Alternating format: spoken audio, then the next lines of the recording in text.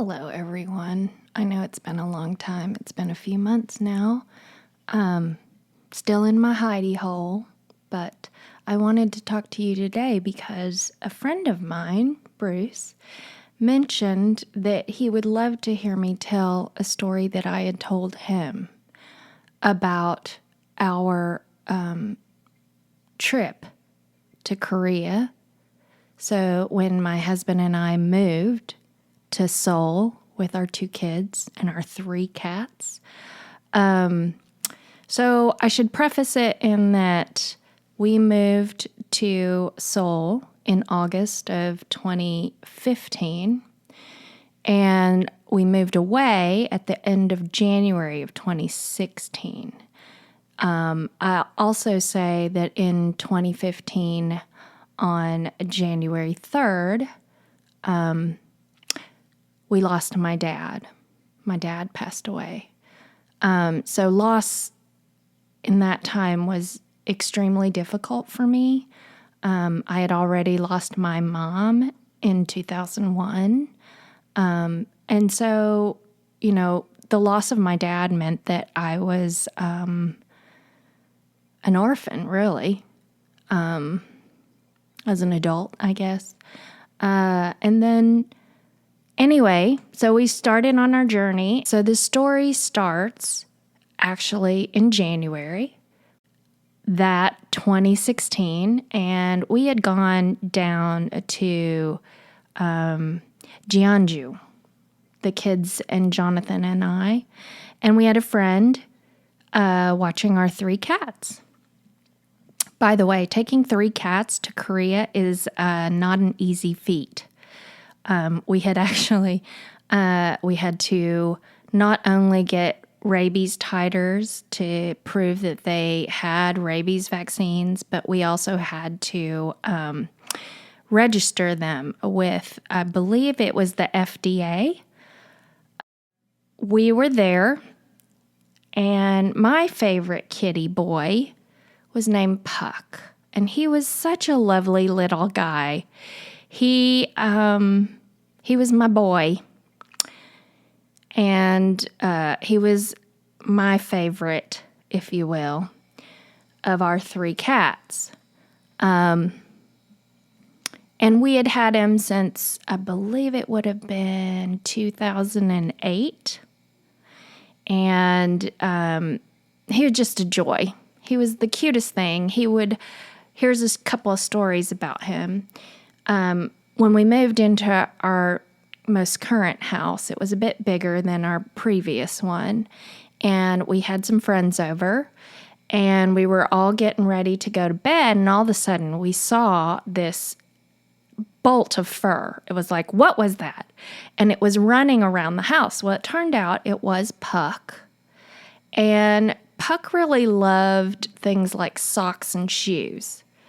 So Puck had gotten his collar somehow entangled with our visitor's shoe and thought the shoe was attacking him. So he was running around the room trying to get the shoe off. It eventually just fell off, even though we were trying to catch him to take it off.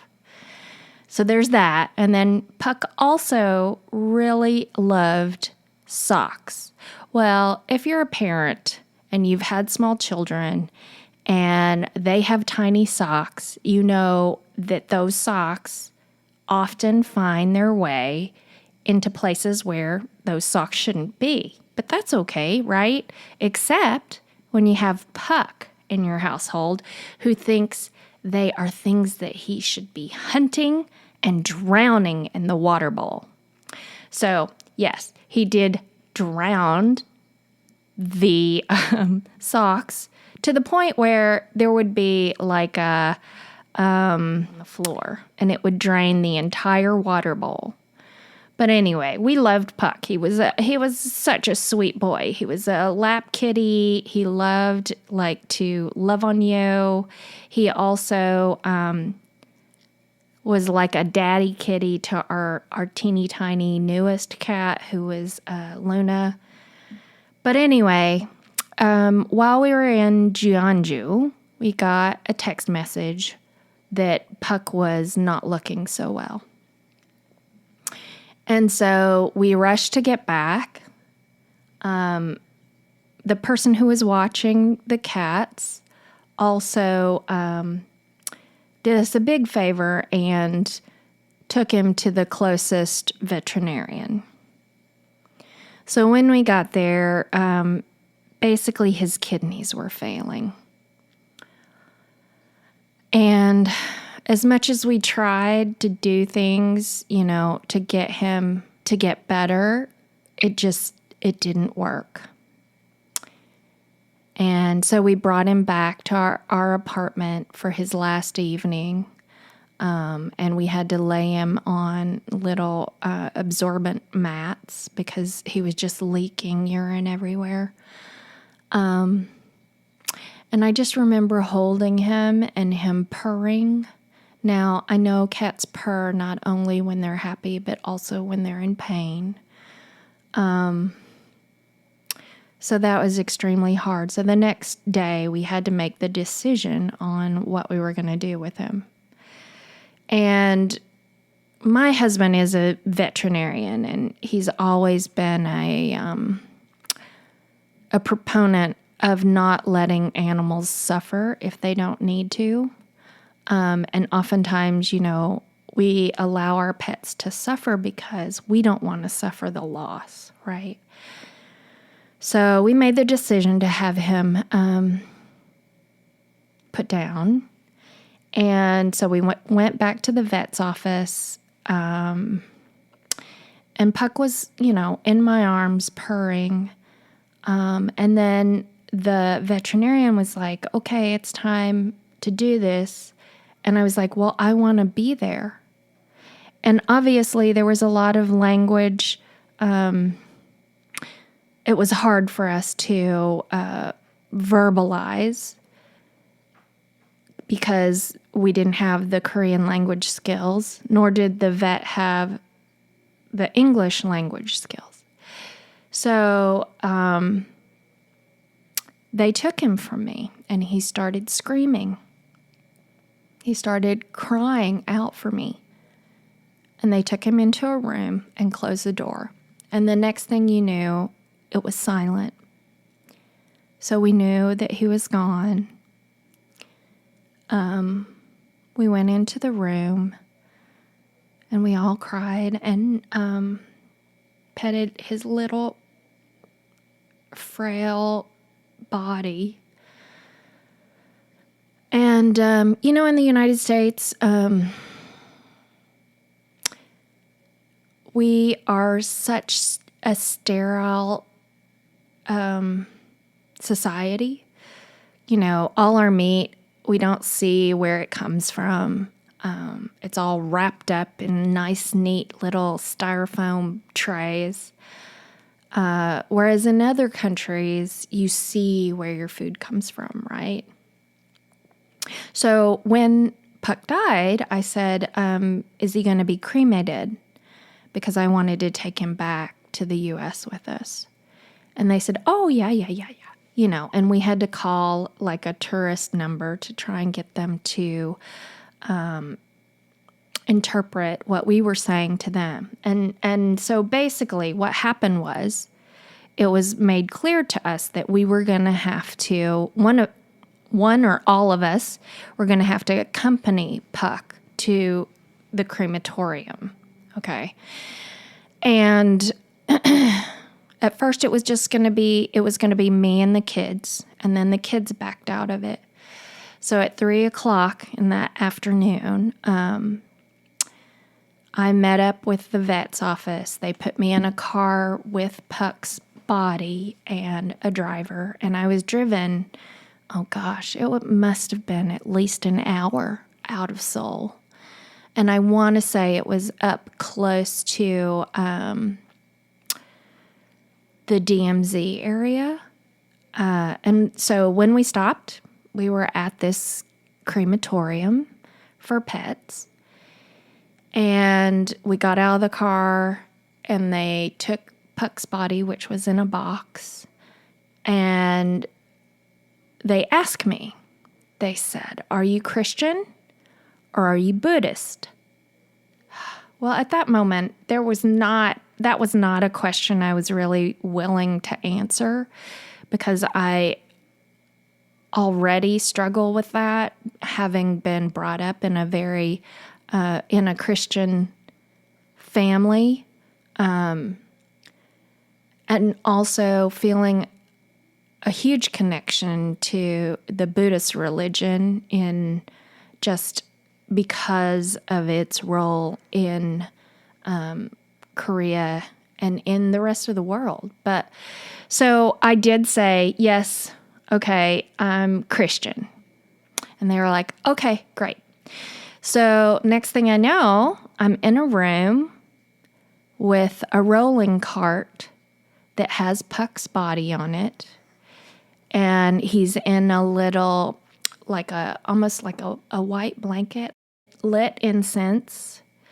And it was kind of like more like a Catholic version of Christianity, if you will.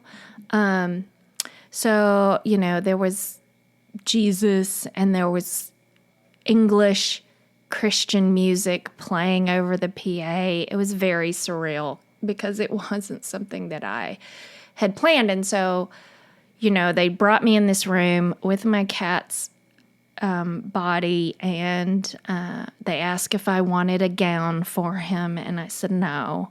And they asked if I wanted a coffin for him, and I said no.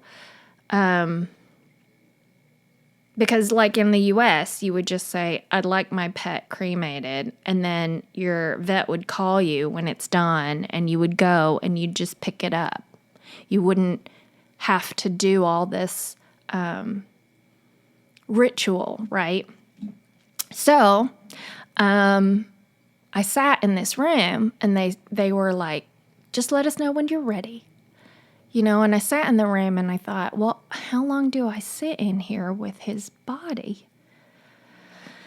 So I gave it about 5 or 10 minutes. I don't even think it was 10 minutes because I was like, I don't know what I'm supposed to be doing in here. And so I came out of the room and I said, okay, I'm ready. And they placed me in front of a glass window because I tried to sit down and they were like, no, you have to stand here. So I stand in front of this window. They roll the cart where I can see it through the window. They show me his body. And then they put it into the crematorium and shut the door. And then they started, starting up the fire and all of that. There was a cat in the crematorium that sat next to me, and I was able to pet the cat. And after 30 minutes, they come get me and they're like, okay, done, stand here. So I had to stand in front of the window again. They pull Puck's skeletal remains out of the oven and set it in front of me so I can see it.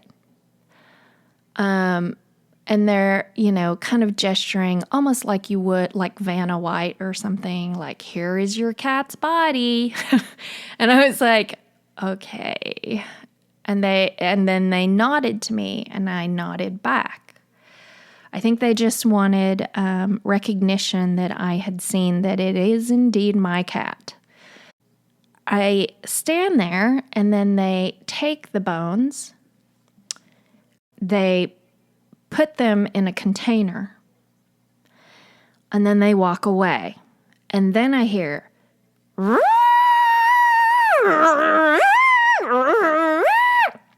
so basically, it was probably like a blender, right? And so they were grinding or processing the bones into a powder. They've got a really beautiful piece of paper out there, and they kind of dump the container onto this paper. And it is, it is powder in form. However, there are little chunks of bone in there. And then they take a spatula, Sorry, this is the parts that is just, they took a spatula and they cleaned out the container so that I would have as much of Puck's remains as possible. Our little Luna was so distraught because Puck was her cuddle buddy, and she didn't know what had happened to him or where he had gone. And we had put his collar around the urn, and so she would often go to the urn and rub on it. And I think it was because his collar was on there. But anyway, so that's kind of the story of some of our last days. And Puck died a day before the 1-year anniversary of my dad's death. So it was extremely difficult for me at that point, and I felt like maybe it was time that I needed to go back to the U.S. So there's a story for you, something, you can, a little taste of what it's like in Korea. Since I started this video, we've lost Obi and our dear Jilly. This is dedicated to them.